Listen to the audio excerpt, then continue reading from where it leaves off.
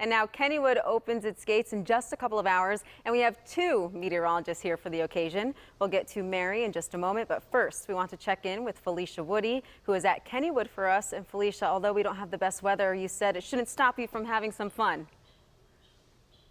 Absolutely not. The rain shouldn't stop anyone from coming out here to Kennywood. In fact, I'm at one of the rides that's what you would call more weatherproof when it comes to the rain. But of course, like I said, the rain shouldn't stop you. And let me go ahead and introduce you here to the Director of Communications at Kennywood. His name is Nick Paradise.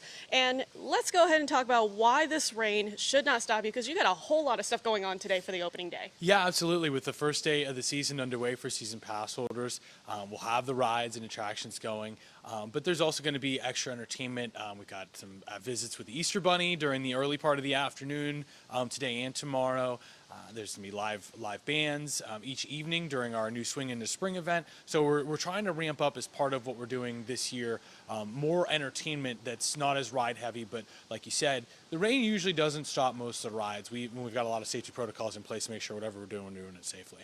Alrighty, and so rider safety is, of course, your #1 priority when it comes to the weather. So explain to us a little bit why you guys do shut down the rides just in case the weather does get bad. Yeah, so we have a weather system in our operations office that they can track very closely the precipitation, the wind, lightning strikes, how close or far they are from the park, and each ride is kind of categorized in terms of the risks that may be presented when you have that inclement weather. And so you can see sometimes really nice days, but storms could be across the river or downriver, but close enough that they could move conceivably quickly, faster than maybe we could unload an attraction. So okay, this ride needs to close down even though there's not a storm over top the park. We close it down proactively early.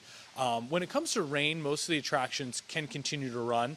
And, we're even doing some like the Thunderbolt with installing a new braking system this year should enable it to run a lot more often when you have wet conditions. Obviously, lightning's a different story, but when it's wet, it should be able to run a lot more this year. Alrighty, and it's the opening day. It's one of the most exciting days, and you guys are even doing it earlier. So even though it might rain, some stuff may shut down. Tell us quickly, like, what people can do if it starts raining outside. Yeah, so, I mean, there's a few different things. Certainly the Penny Arcade has been a favorite for people for many, many years to go in there and enjoy the games and activities.